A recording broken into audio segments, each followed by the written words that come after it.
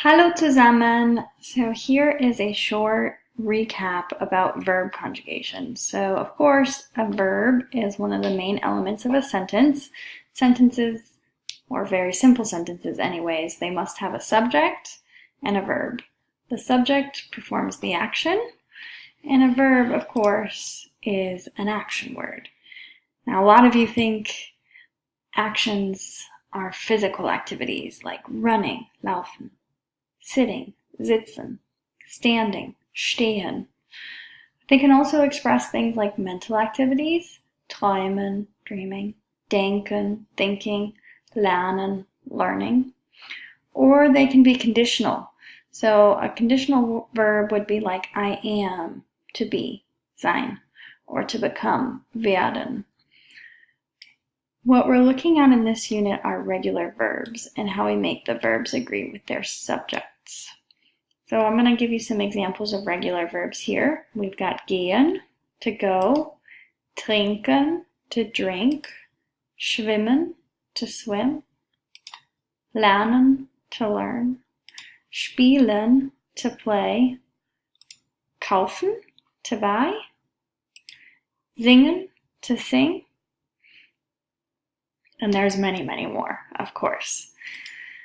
Regular verbs in German, well, basically all verbs in German, they are going to consist of two parts. You've got a verb stem, which is the part that gives it meaning. Some people also call that a root, and the general ending. So the general ending in the form that you're going to see in the dictionary is en. We call this form right here, this dictionary version of the form, the infinitive.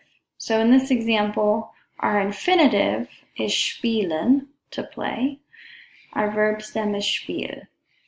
And when we're conjugating verbs, we're basically going to drop this general ending of en and add different endings to the verbs. So remember our pronouns, We've got ich, du, er, sie, and es, wir, ihr, and sie. So we're going to conjugate our verbs based on those pronouns using the following verb endings. Your singular column, ich, your verbs will end in e. Singular du, second person, will end in st. Singular er, sie, and es, he, she, or it, that'll end in a t. Wir will end in an en. Ihr will end in a t. In the sie and sie, so the formal you or they, those will end in en. We also sometimes call this the est 10-10 rule because of the endings e, st, t, en. But unless you can memorize this grid format, that might get a little bit complicated. So try to print out the verb charts. Those are on your intro pages. And we'll also be talking about the dice game at the end of this, which is also, you've got a dice game sheet on your introduction page for this unit. So let's do an example. So with lernen, to learn, right, we have to break this down into the verb stem, first of all. So our verb stem here is lern. And to conjugate it, we're adding an e for this, ich. So it's ich lerne, an st for du, du lernst, a t for he, she, or it. So it's er lernt, sie lernt, es lernt. En for wir, wir lernen. A t for ihr, ihr lernt. And an en for the formal you, sie, or they. So sie lernen and sie lernen.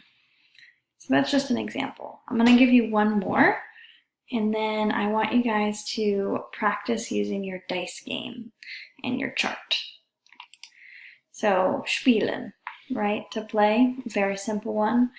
Your verb stem is spiel, and it breaks down like this. Ich spiele, du spielst, er spielt, sie spielt, es spielt.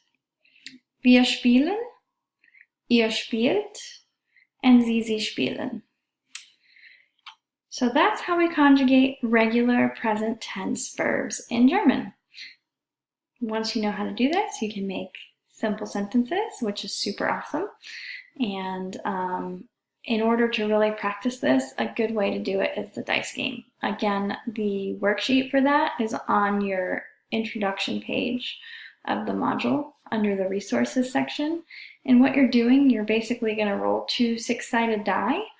One 6-sided die will give you a number that represents your pronouns, and the other 6-sided die will represent one of the 6 regular verbs I gave you. And you'll just roll that and you'll make the different combinations, and that'll really help you practice how to do this. So that is verb conjugation. Auf Wiedersehen!